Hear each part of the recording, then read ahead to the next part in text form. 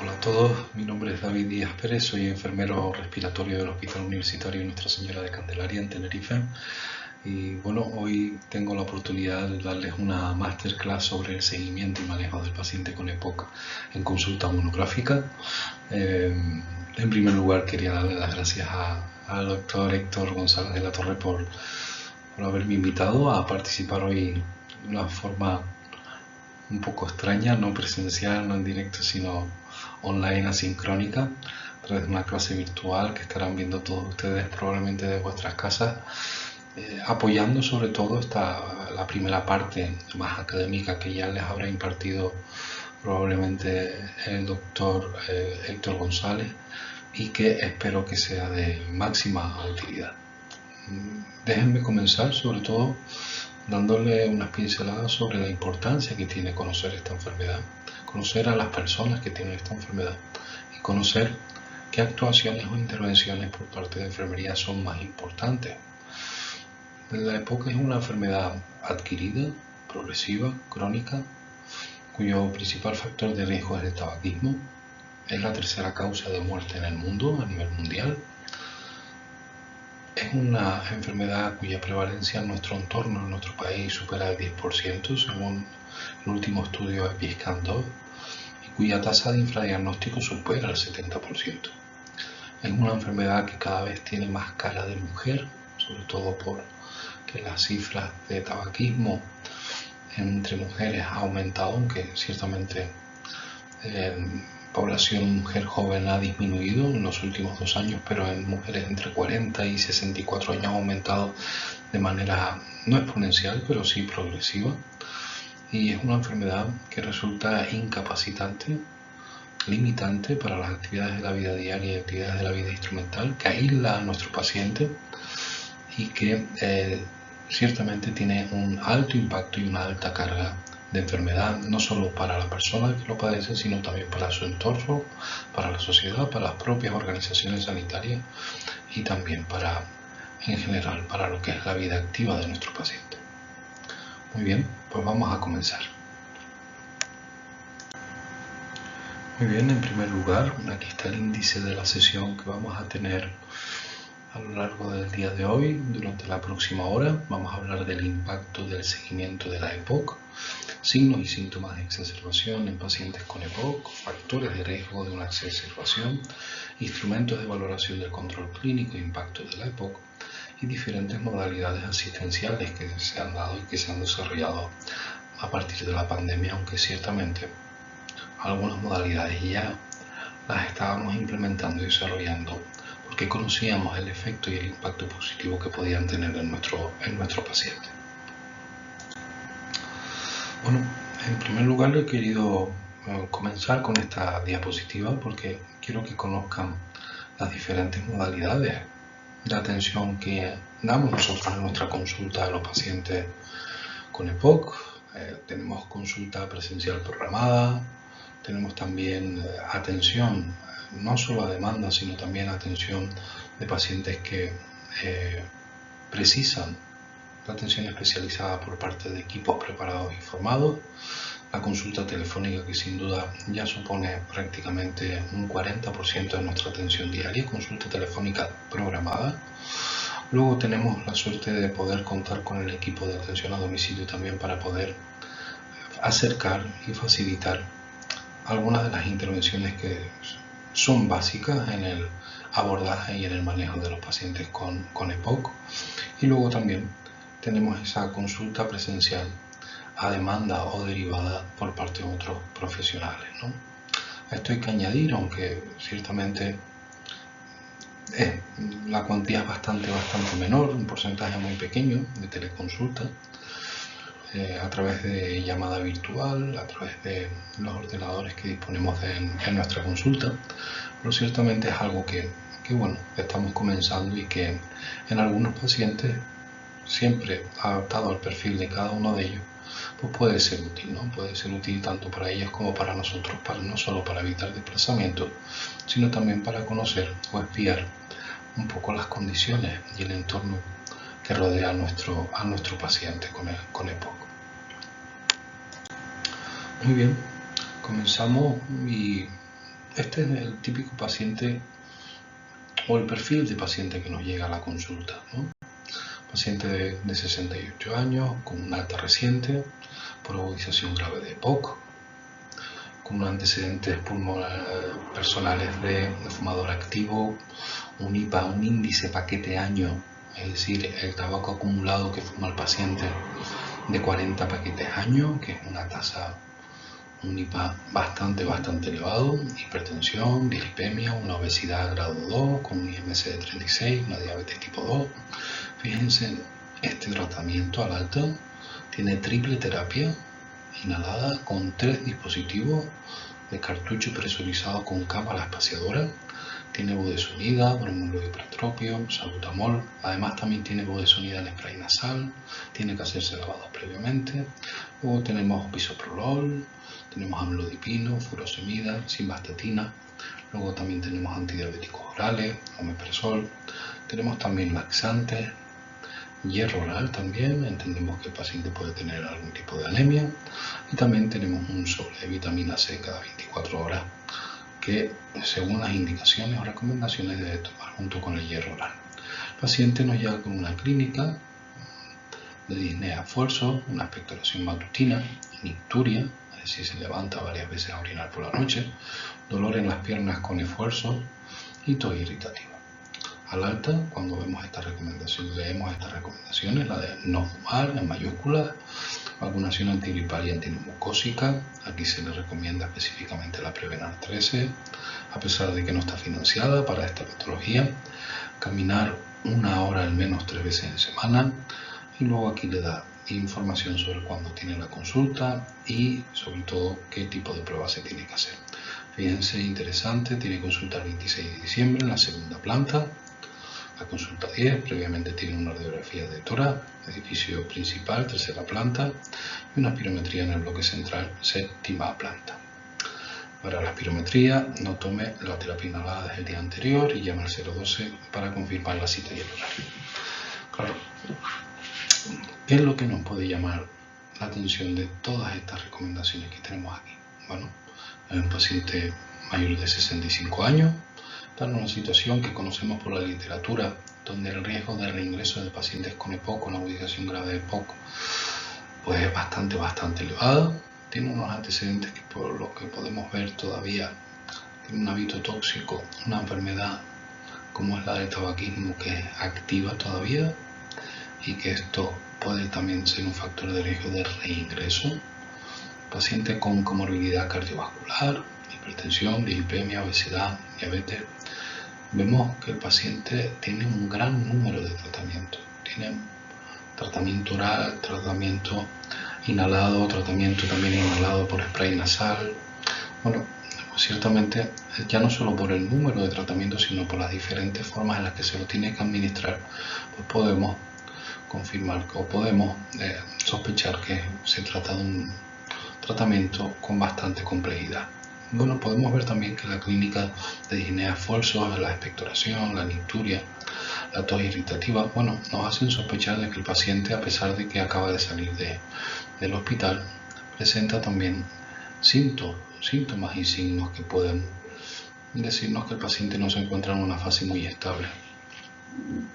Y luego, en relación a las recomendaciones al alta, bueno, pues esta afirmación taxativa de no fumar, pues ciertamente es fácil de escribir, pero no tan fácil de seguir, ¿no?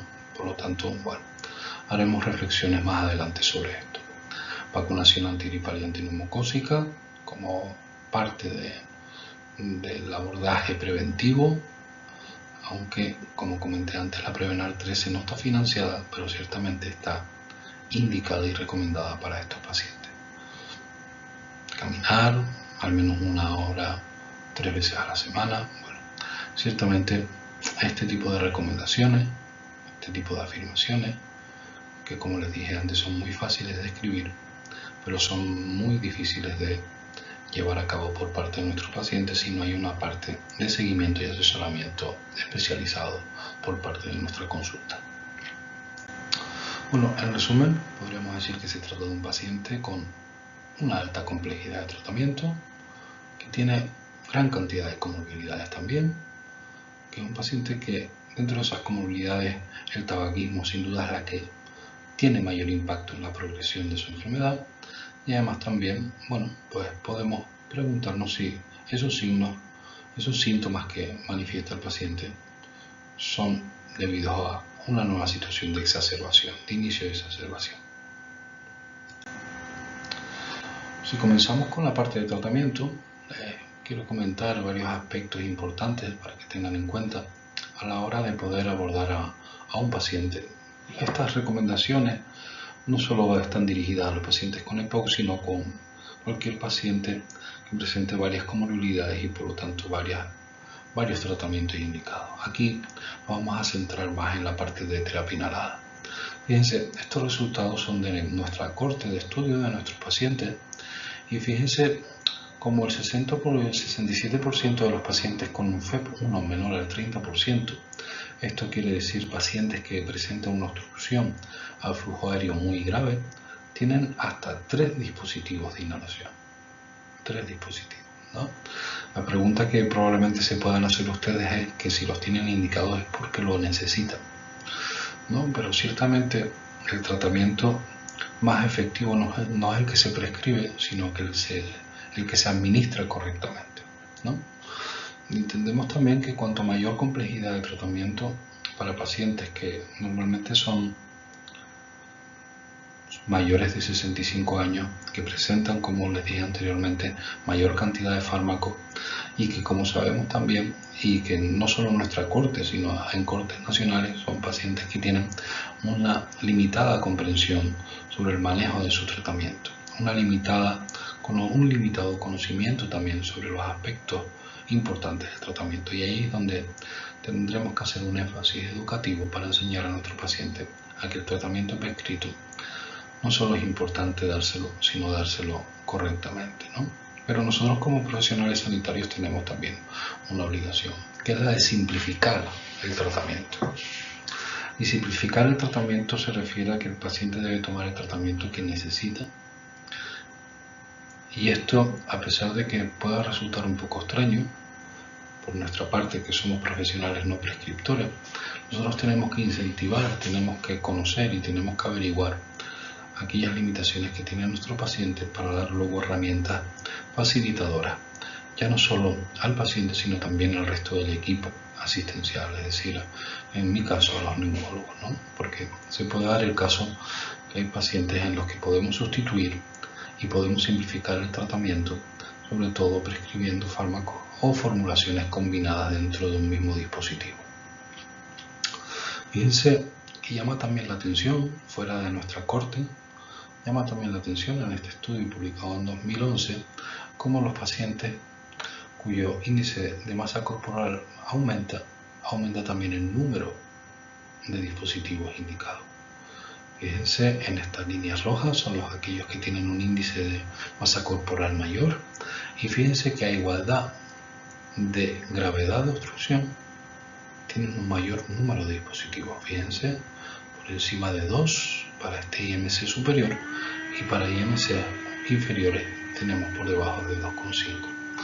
Por lo tanto, también hay un sobretratamiento en población obesa que probablemente sea debido a que el paciente manifieste y perciba un aumento de la disnea, sobre todo de la disnea de esfuerzo, ¿no? Y que esto sea, bueno, interpretado por parte de los profesionales prescriptores con la necesidad de aumentar el número de tratamientos que necesita nuestro paciente. En definitiva, es importante que interpreten bien los síntomas y que, como actores esenciales de la actividad asistencial y del abordaje de los pacientes con EPOC, tenemos una misión, y esa misión es la de simplificar el tratamiento. Porque, como verán en la diapositiva siguiente, tenemos que tener una mirada mucho más allá de la patología por la que acuda nuestro paciente, sobre todo en consultas monográficas, y tener en cuenta que estos pacientes con EPOC pueden presentar o llevar en esa mochila otras enfermedades que conlleven también tratamiento crónico. Como les dije, Fíjense en este artículo publicado por Gómez Aguirre ya hace unos años, en el 2017, el 10% de los pacientes mayores de 65 años tiene más de 10 fármacos prescritos, pero fíjense que hasta un 40% de mayores de 65 años tienen entre 5 y 9 fármacos descritos. Por lo tanto, estos fármacos prescritos se añaden también a la terapéutica que se le indica a cualquier paciente cuando sale de un ingreso hospitalario. Tenemos nosotros como enfermeros, trabajemos en una consulta monográfica, tenemos que conocer estos datos y tenemos sobre todo que hacer un seguimiento sobre un aspecto fundamental en cualquier patología crónica, que es la correcta adhesión al tratamiento.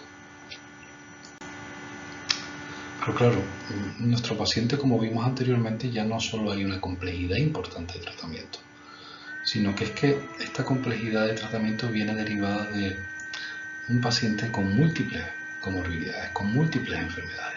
Y aquí en el 2015 ya este autor, Divo, uno de los autores principales también de la Corte BODE, la Corte Mundial de Pacientes con EPOC, hizo un mapeo sobre las enfermedades acompañantes de la EPOC y vio en comparación con cortes sin EPOC como la complejidad de nuestros pacientes era mucho mayor, ¿vale? Donde sobre todo había una alta prevalencia de enfermedades cardiovasculares. Y eso lo vimos en nuestra corte de pacientes.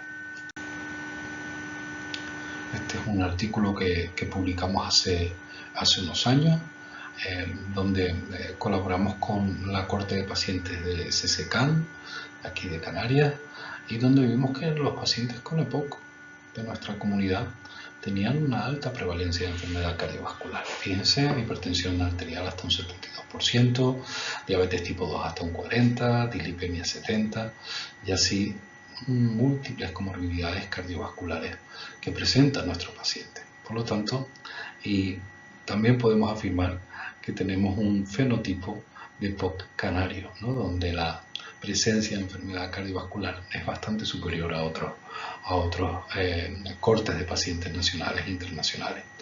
Fíjense también otros datos interesantes de esta corte, como el 34% de nuestros pacientes con EPOC son fumadores activos, ¿no? Y esto, fíjense, si hablábamos en la primera diapositiva que el principal factor de riesgo para que aparezca la EPOC es el tabaquismo, también es el principal factor de riesgo para desarrollar exacerbaciones y sobre todo acelera la progresión de la enfermedad de una manera bestial. Por lo tanto, tenemos que tener en cuenta esta complejidad del tratamiento, la complejidad de nuestro paciente también por la presencia de comorbilidades y demás también por la presencia de altos porcentajes de tabaquismo activo. Y a colación de lo que decíamos en las anteriores diapositivas, fíjense en este artículo publicado en 2018, donde se vio una corte también muy importante a nivel nacional, donde el 88% de los pacientes con EPOC tienen asociada a otra enfermedad. Estas enfermedades acompañantes de la EPOC pueden o no tener relación causal. Existen diferentes teorías, sobre todo de ciertas enfermedades cardiovasculares, pero dado que nuestra población es una población envejecida, mayor a 65 años, pueden ser enfermedades coincidentes. Esta presencia de varias enfermedades crónicas junto a la EPOC hacen que el abordaje del paciente sea mucho más complejo. Sabemos que estos pacientes tienen mayor cantidad de exacerbaciones, es decir, se ponen malitos mucho más frecuentemente, aumenta también la morbilidad, la mortalidad y aumenta también los costes sanitarios, no solo directos sino también indirectos. Por lo tanto, cuando trabajamos con un paciente con EPOC, no debemos olvidar el resto de enfermedades que lo acompañan, porque ciertamente estas se pueden comportar como enfermedades que pueden inestabilizar a nuestro paciente y pueden provocarle, como dijimos anteriormente, mayores exacerbaciones. Por lo tanto, nuestra mirada tiene que ser integrativa, tiene que ser holística y sobre todo tenemos que tener en cuenta y cerciorarnos de que el paciente hace un correcto seguimiento de esas enfermedades acompañantes. En relación al tabaquismo, las cifras son bastante importantes. Ya vimos en nuestra corte de aquí de Canarias como hasta el 34% de los pacientes eran fumadores activos a pesar de ya tener diagnóstico de EPOC. Pero fíjense en este artículo, también publicado en el 2015 por un grupo muy importante de profesionales sanitarios relacionados con el tabaquismo, vieron que hasta el 30-70% de las personas con EPOC fuman, ¿no?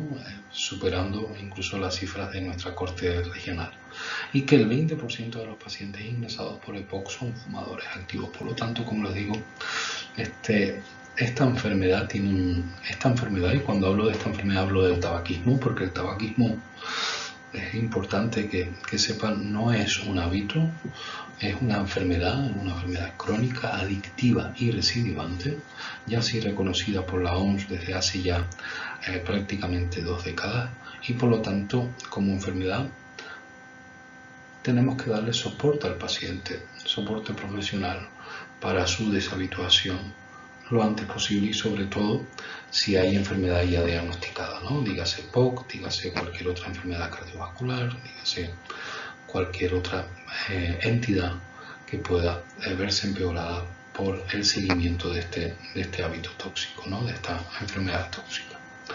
Fíjense que los pacientes con EPOC tienen también un consumo de tabaco diferente a personas no EPOC. Consumen más cantidad de cigarrillos que los pacientes sin EPOC, tienen un patrón también específico de consumo, inhalan de manera más profunda, son caladas mucho más profundas, retienen más tiempo el humo también, tienen niveles de monóxido de carbono también más elevados.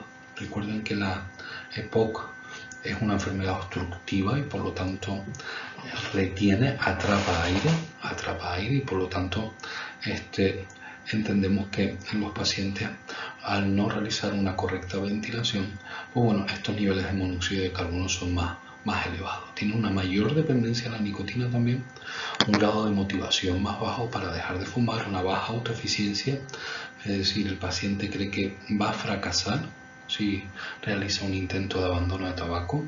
Tienen también una autoestima disminuida, son pacientes que tienen una alta tasa de enfermedad de morbilidad psiquiátrica, con cifras superiores al 60% en depresión y ansiedad.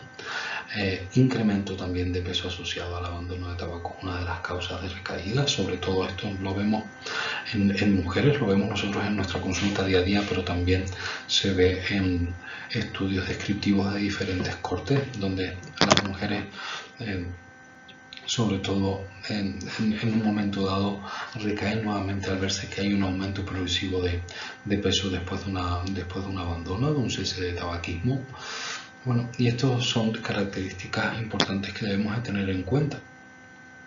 Como les dije antes, el tabaquismo es una enfermedad crónica, adictiva y recidivante, y que encima sumamos características específicas en nuestros pacientes EPOC que hacen más difícil todavía el abandono, la cesación de tabaco, ¿vale? Por lo tanto, tenemos que formarnos de manera específica en las estrategias más eficaces, donde la estrategia de reducción de daño puede ser una alternativa inicial, es decir, una estrategia de disminución de consumo de tabaco. El paciente puede verse beneficiado, pero sin duda la progresión de la enfermedad va a seguir siendo rápida, aunque el consumo sea mínimo. Por lo tanto, el objetivo del paciente y nuestro como profesional debe ser el abandono total. Bueno, como hablamos anteriormente en otras diapositivas, hay diferentes cuestiones o diferentes aspectos que pueden provocar que el paciente se ponga peor. Por lo tanto, que se exacerbe, que se agudice. Sabemos por este estudio publicado en el 2019 que los pacientes con EPOC tienen entre 1 y 3 exacerbaciones al año. Las exacerbaciones son sobre todo un empeoramiento agudo de síntomas. Síntomas como la disnea, la tos, la producción de moco, dolor torácico.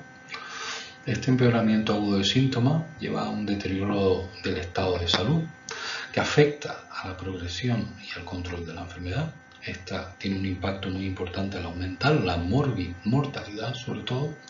Estas exacerbaciones también aumentan la demanda asistencial y, por último, aumenta el consumo de recursos. Pero ¿qué debemos realizar? ¿Qué debemos hacer para no solo hacer un tratamiento precoz, sino también para la prevención de las exacerbaciones? En este sentido, las estrategias no farmacológicas que se han visto más eficaces sobre todo son el trabajo para la cesación de tabaquismo y sobre todo en programas educativos para que el paciente identifique cualquier síntoma o signo de agravamiento de enfermedad de una manera precoz para poder así atajarlo y prevenir aquellas exacerbaciones que tienen sin duda un mayor impacto en el deterioro de su estado de salud, como son las exacerbaciones que conllevan ingreso hospitalario. El plan de asistencial integrado de la POC de Canarias, el PAI-EPOC, fue publicado y diseñado hace varios años, en 2018, si no recuerdo mal, disculpen que ahora se me fue de la cabeza la fecha exacta, pero dentro de esos 11 puntos que pueden leer aquí, hay 3 aspectos que van muy dirigidos y destinados a la prevención de la exacerbación en el paciente con EPOC. Nuestros pacientes con EPOC no solo se ponen malitos o no solo tienen exacerbaciones por tener un contacto directo con el tabaquismo, sino que este está muy relacionado también, y así hemos visto en diferentes series, que la adhesión al tratamiento, la no adhesión al tratamiento, el que el paciente no cumpla correctamente el tratamiento es una de las principales causas de exacerbación. También en el PAI-EPOC se diseñan y se establecen diferentes estrategias para mejorar la calidad de vida de los pacientes y la atención a las comorbilidades, como les dije anteriormente. Pero sobre todo, este tipo de estrategias no solo están dirigidas a mejorar la calidad de vida, sino a disminuir las exacerbaciones. Como les dije en la diapositiva anterior, las exacerbaciones que tienen nuestros pacientes con EPOC tienen un gran impacto en el estado de salud y la progresión de la enfermedad, el cual tiene también un impacto muy directo en la calidad de vida de nuestros pacientes en una enfermedad que, como les dije en la segunda diapositiva, es una enfermedad incapacitante, limitante, que provoca aislamiento del entorno del paciente debido a los síntomas mal controlados que pueden tener nuestros pacientes, sobre todo en entidades cuya gravedad sea mucho peor. Por lo tanto, tenemos que establecer diferentes objetivos. Los objetivos tienen que venir sobre todo priorizados por parte del paciente, no por parte del profesional de manera unilateral y de manera como se actuaba anteriormente paternalista. El paciente es el protagonista de su propia atención. Nosotros somos simplemente acompañantes. Como enfermeros, la palabra que quizás yo más asocio a nuestro trabajo es el acompañamiento de nuestro paciente durante toda la historia natural de su enfermedad. Y por lo tanto es el paciente el que debe establecer sus objetivos, la prioridad y priorizar los objetivos que quiera el paciente.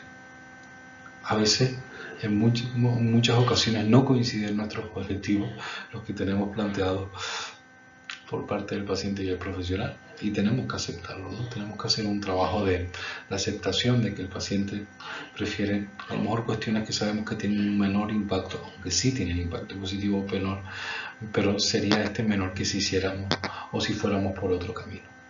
Pero ciertamente el paciente tenemos que dirigirlo a estos 4 aspectos fundamentales: la correcta adhesión al tratamiento, al reconocimiento de signos y síntomas de empeoramiento clínico, a identificar la fase de tabaquismo, en qué fase de tabaquismo está nuestro paciente, es fumador activo, quiere o no quiere dejar de fumar, está motivado, está preparado para hacerlo. Y luego un aspecto también que es interesante e importante es consensuar el seguimiento del paciente. ¿Cuántas veces quiere venir nuestro paciente a la consulta? Fíjense que he preguntado cuántas veces quiere venir el paciente, no cuántas veces necesita.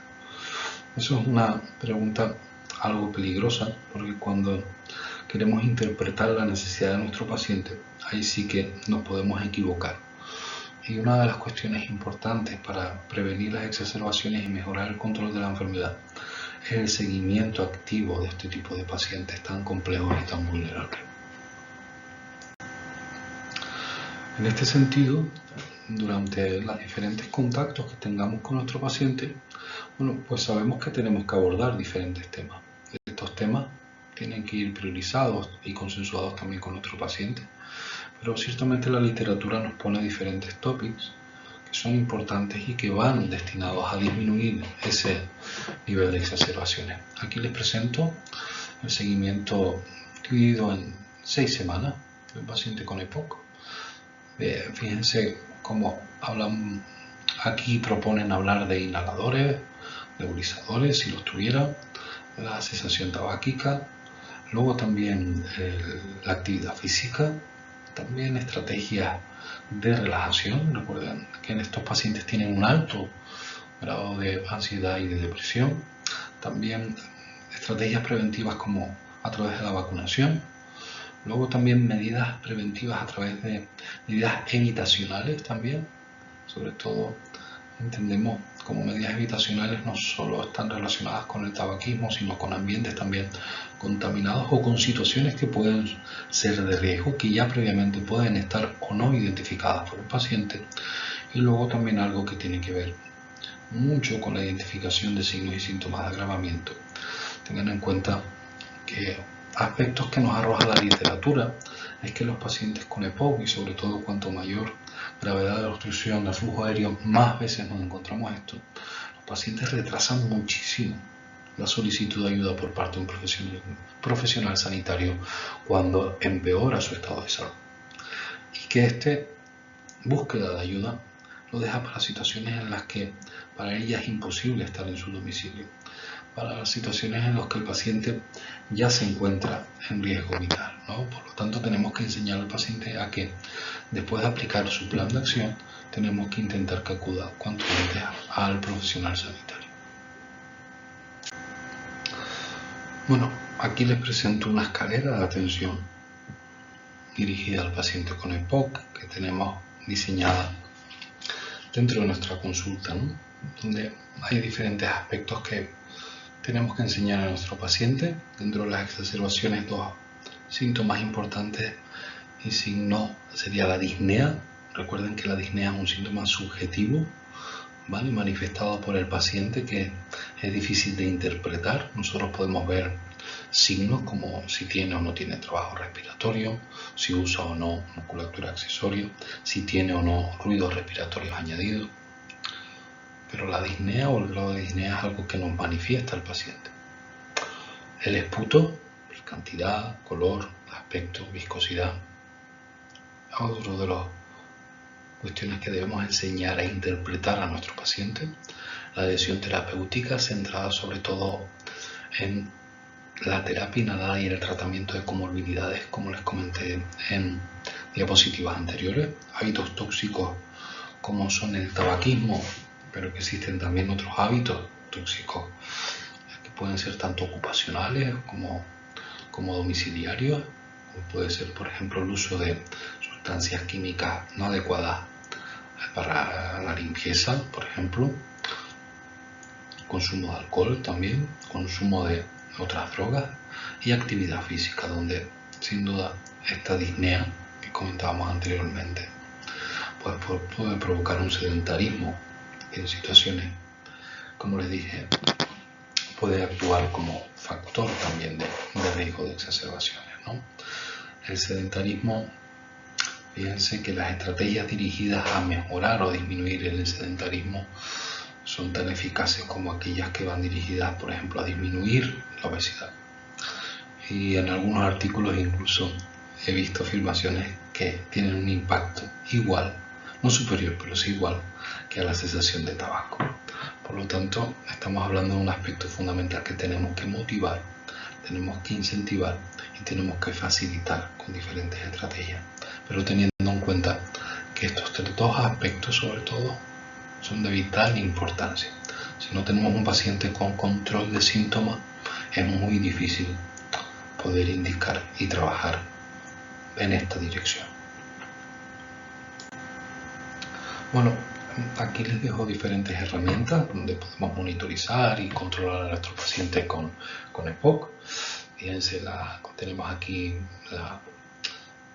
la paleta de colores de esputo de de Harris, y luego tenemos la clasificación de Antonisen también para ver el tipo de exacerbación, ¿no? Y aquí tenemos estos 3 síntomas cardinales, como son el aumento de la disnea, aumento del volumen del esputo y el aumento de la purulencia del esputo.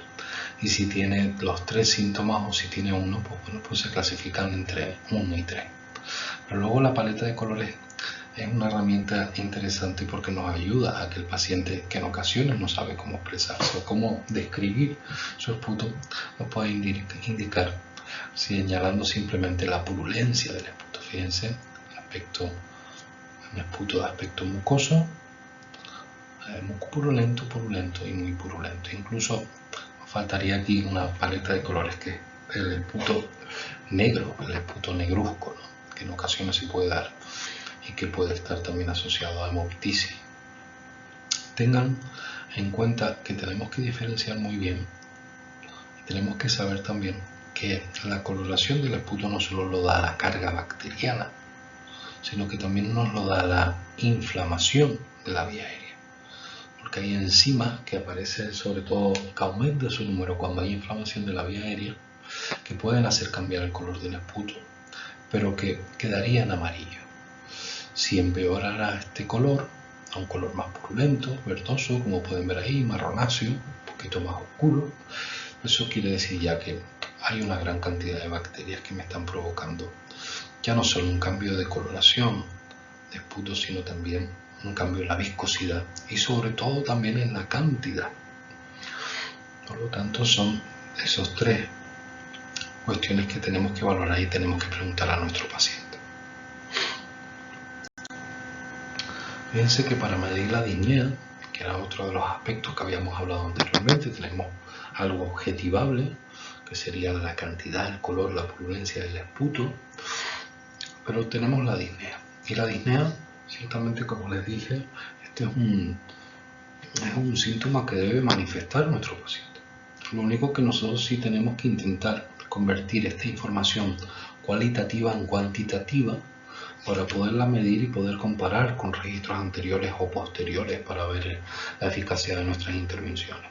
Aquí tenemos la escala modificada MRC, cuya escala tiene 5 grados de disnea, cuyo grado 0 el paciente no tiene sensación de disnea, pero fíjense que en el grado 4 el paciente siente gran cantidad de disnea incluso en reposo o con actividades mínimas de la vida diaria.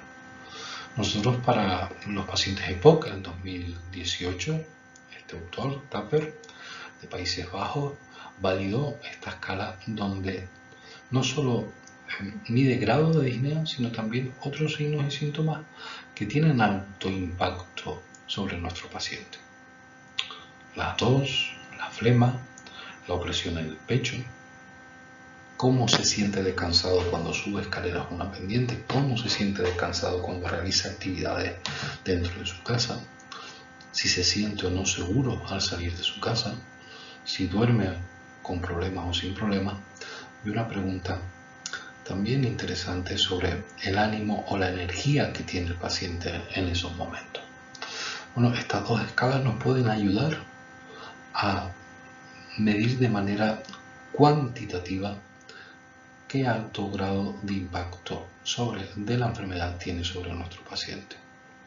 Esta escala, la CAT, es sin duda la más utilizada por nuestra parte y, como veremos en la diapositiva anterior, en la diapositiva que veremos a continuación, tiene una correlación positiva a ambas escalas. Y aquí tenemos este estudio de comparación entre la escala CAT y la escala EMRC, donde vemos que cuanto mayor es el grado de disnea, de puntuación de disnea por la escala MRC, mayor es el grado de puntuación de la escala CAT. La escala CAT tiene una puntuación que cuanto más alta, mayor impacto de la enfermedad hay en nuestro paciente. Por lo tanto, la escala CAT es la que vamos a preferir usar en nuestras consultas, pero sabemos también que la escala de MRC puede ser una alternativa, sobre todo cuando tengamos que hacer una gestión de tiempo de consulta mucho más justa, ¿no? Por tiempo o por volumen de pacientes, nos puede valer también. Luego, como les dije, también en esa escalera de atención que tenemos diseñada, la adhesión terapéutica es uno de los aspectos fundamentales y es una de las causas principales de exacerbación o de empeoramiento de nuestros pacientes. Aquí les presento dos herramientas. Una primera herramienta que es el test de Morisky-Green, que sobre todo está también validada para pacientes respiratorios asmáticos, pero también sobre todo para pacientes diabéticos hipertensos. Se relaciona y sobre todo se hizo con tratamiento oral. Fíjense que es muy sencilla, son 4 preguntas en cuya respuesta deben ser negativas todas excepto la segunda, que debe ser positiva. Cualquier respuesta contraria nos indica ya que es un paciente no adherente. Pero ¿se acuerdan que una de las cuestiones que nosotros teníamos que medir, sobre todo, y tener en cuenta la terapia inhalada? Y para esto se diseñó en 2018 por el doctor Vicente Plaza la escala TAI, test de adhesión a los inhaladores. Como pueden ver ahí, consta de 10 preguntas iniciales y después 2 posteriores que tiene que realizar el profesional sanitario.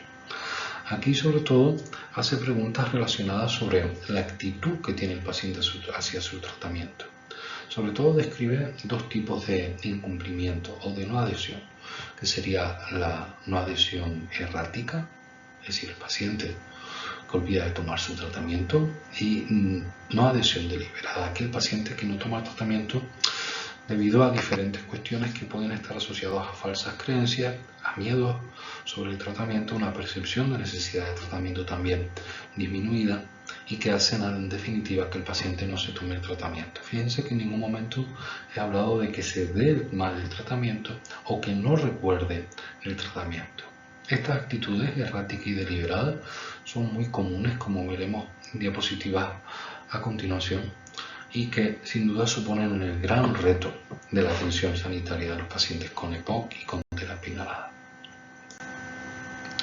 Bueno, en la adhesión al tratamiento tenemos que tener en cuenta, como dijimos en la diapositiva, que describimos un caso práctico, un caso común que nos llega a nuestra consulta, ¿no? Debemos tener en cuenta el número de fármacos que tiene nuestro paciente, la frecuencia y la dosis que tiene también de cada fármaco, la forma de preparar la medicación, sobre todo con la terapia inhalada y sistemas de dispositivos que son más complejos que otros, y luego también las instrucciones y las restricciones adicionales de la forma de administración. Cuándo se lo debe administrar, antes o después de comer, en ayunas, con alimento, sin alimento, puede escacharlo o no puede escacharlo, se las puede tomar todas juntas, los inhaladores, cuál se debe dar primero, cuál después, cuánto tiempo tiene que esperar. Bueno, pues todo ese tipo de cuestiones muchas veces innecesarias, sobre todo relacionadas con la terapia inhalada, hacen que el paciente realmente se sienta perdido cuando quiere administrarse el tratamiento. Y es que la adhesión depende de diferentes variables. Depende de variables como pueden estar relacionadas con la enfermedad. Sabemos que las enfermedades crónicas llega un momento que el paciente tiene una percepción de necesidad menor del tratamiento, una preocupación menor por sus síntomas y deja de tomar el tratamiento. Las enfermedades respiratorias, además, cuando entran en situación de estabilidad sintomática, el paciente deja de tomar el tratamiento porque tiene la percepción de que el tratamiento solo sí tiene síntomas. Luego también hay variables relacionadas con el tratamiento que no hemos parado de decir cuáles son: el alto número de dosis o de administraciones, efectos secundarios, los costes, la complejidad de tratamientos también prescritos, pero también variables relacionadas con el propio profesional sanitario. Pueden tener mala relación, falta de empatía por parte del profesional sanitario, puede tener un comportamiento paternalista, que eso aleja a nuestro paciente, ¿no? Y por lo tanto un paciente que se aleja del profesional es un paciente que estará mal formado, que tendrá bajos conocimientos y sobre todo su comprensión de enfermedad y el tratamiento prescrito será menor. Fíjense, como les dije anteriormente, este es un estudio publicado en 2021 por los amigos Vicente Plaza y Jordi Giner, enfermero del Hospital Sant Pau de Barcelona, el estudio RETAI, donde querían medir o querían ver si diferentes herramientas combinadas podían apuntar mejor el porcentaje de pacientes con baja adhesión. Fíjense, aquí midieron la retirada de fármaco de farmacia comunitaria, que eso se puede ver ya hoy en nuestra herramienta Drago, que es la herramienta que usamos para trabajar diariamente. Y en los pacientes con EPOC vimos que la retirada de farmacia de nuestros pacientes, es decir, aquella que es menor al 80%, solo son del 19%, es decir, prácticamente el 81% de nuestros pacientes retiran los fármacos de farmacia. Cuando usamos otra herramienta como es la TAI, el cuestionario que vimos hace 2 diapositivas, una TAI menor a 50, que ya se considera baja adhesión, ya nuestros pacientes con EPOC es de un 48%. Fíjense, una medida objetiva de retirada de fármaco con una medida manifestada por nuestro paciente cuando rellena el test, sobre todo asociado a esa no adhesión errática y deliberada, cómo aumenta el porcentaje de manera exponencial. Pero, ¿qué pasa cuando combinamos esta herramienta con una herramienta objetiva? Pues vemos que el porcentaje de no adhesión supera el 50%. Por lo tanto, la mejor estrategia para averiguar e identificar a nuestro paciente no adherente es el uso de diferentes herramientas combinadas. Herramientas manifestadas por el paciente y herramientas objetivas como la retirada de fármacos. Cuando vamos un poquito más en detalle, vemos que los pacientes con una puntuación menor al 45 puntos, que sería pobre adhesión, estarían en un 24%. Pero fíjense que queremos ver las características realmente de este paciente. ¿Qué tipo de no adhesión tiene? Fíjense en esta corte de estudio de este paciente, el 39% son pacientes que olvidan tomar su tratamiento, que dejan de tomar su tratamiento porque se encuentran mejor, o lo olvidan de tomar porque no están sintomáticos. Un 27% lo deja de tomar o disminuye la frecuencia de la toma porque piensa que no lo necesita, porque cree que no es necesario, porque no está de acuerdo con su prescriptor, no está de acuerdo o tiene miedo con la presencia de efectos secundarios. Y el 32%, fíjense que no es la más prevalente, son pacientes que hacen mal la técnica de inhalación o que no recuerdan la posología. Por lo tanto, el grueso de pacientes no adherentes se encuentran con características sobre todo asociadas a su actitud, a su conocimiento. Y ahí nosotros como enfermeros tenemos las estrategias sin duda más adecuadas, ¿no? A través de la palabra y a través de la escucha activa. Hemos hablado de las exacerbaciones, de cómo identificarlas. Hemos hablado también de la adhesión al tratamiento, de la importancia que tiene. Hemos hablado también de el tabaquismo como un factor de riesgo principal para la presencia no solo del diagnóstico de EPOC, sino para las exacerbaciones posteriores. Hemos hablado de diferentes temas. Ahora vamos a hablar durante estos 12 minutitos que nos quedan de sesión sobre el seguimiento. ¿Cuál es el seguimiento correcto de nuestros pacientes? Ante un paciente como el que describí en el caso clínico, que es un paciente que recogemos en nuestras consultas tras una exacerbación grave o muy grave, porque conllevó ingreso hospitalario, este paciente tenemos que tener contacto con él al menos una vez en semana durante las primeras 4 semanas y posteriormente una vez cada 4 semanas durante los siguientes 3 meses. Y 3 meses es si el paciente consigue cierta estabilidad. Cierta no, si consigue la estabilidad deseada por parte de él y sobre todo en una situación en la que no haya riesgo de exacerbación. Si no, persistiremos en este tipo de contactos con nuestro paciente, que luego hablaremos de qué modalidades. Porque contacto puede ser de diferentes maneras, tanto presencial como telemática, como telefónica, como por vía email.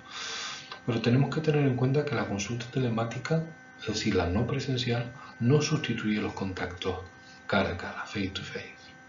Se debe ir a un modelo combinado y complementario, sobre todo porque tenemos que tener en cuenta las limitaciones que tienen nuestros pacientes para acudir a nuestras consultas.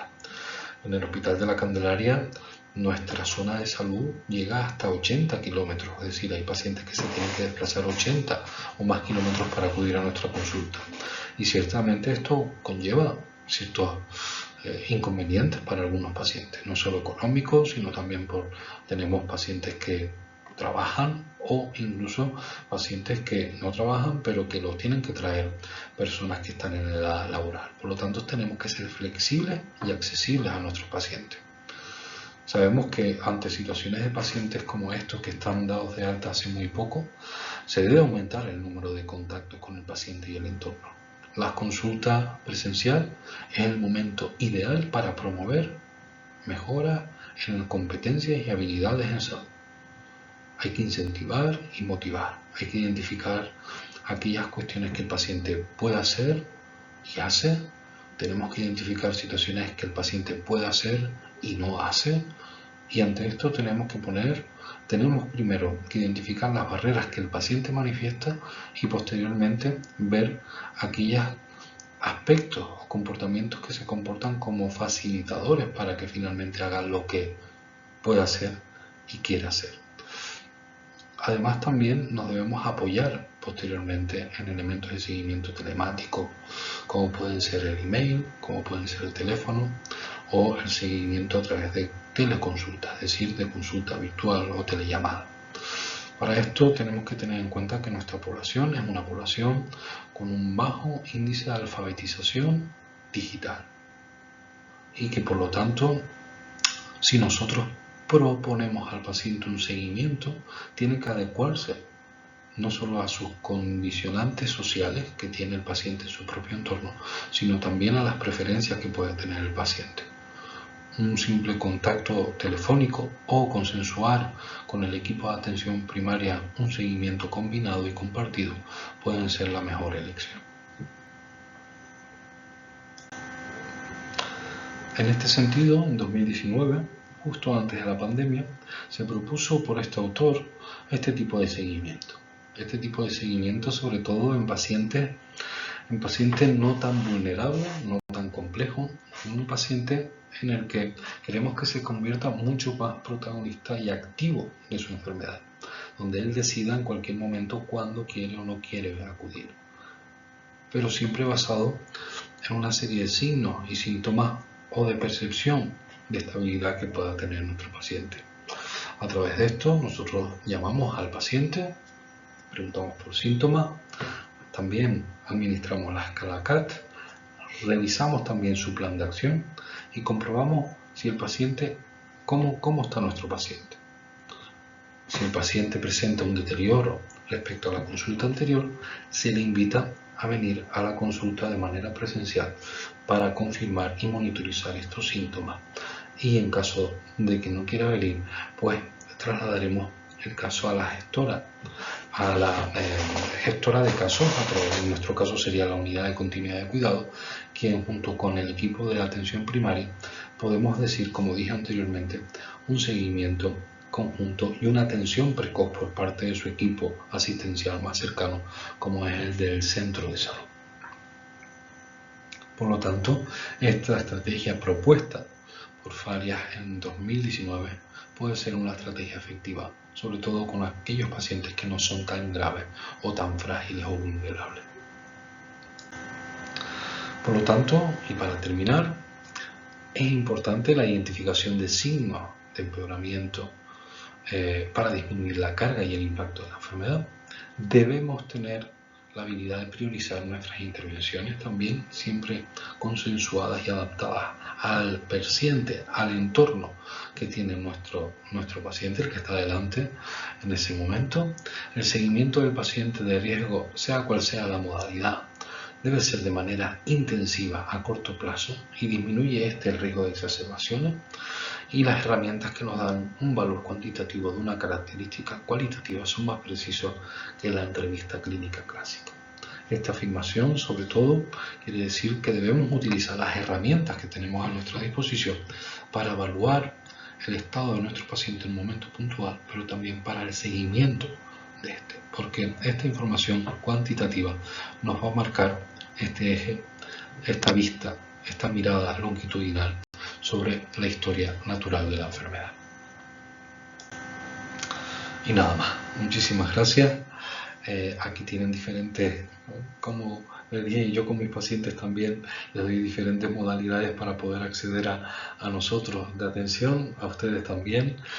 Se pueden dirigir a mí directamente en estos 2 emails, también en el perfil social de Twitter o a través de ResearchGate, donde podrán ver también las publicaciones que tenemos hechas sobre patología respiratoria crónica, que les invito a acceder a él y poder consultarlas y nada más. Por último, agradecer nuevamente la invitación de Héctor a estar aquí con ustedes, a poder hablarles sobre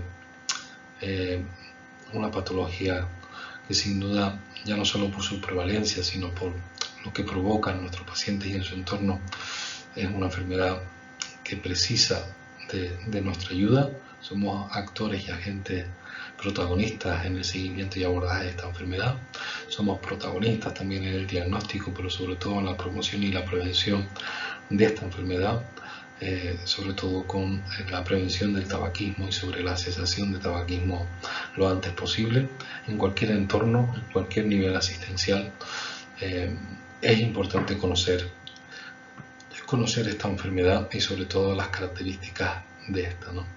Así que nada, muchísimas gracias y a cualquier duda, cualquier cosa, por favor, a través de esta modalidad de clase no es posible el feedback, pero Héctor sabe que en caso de que haya alguna duda o alguna pregunta, pueden dirigirse a mí directamente, ¿vale? Gracias y disfruten del día, de lo que les queda del día, y espero que hayan podido disfrutar de esta pequeña masterclass. Un saludo y un abrazo a todos.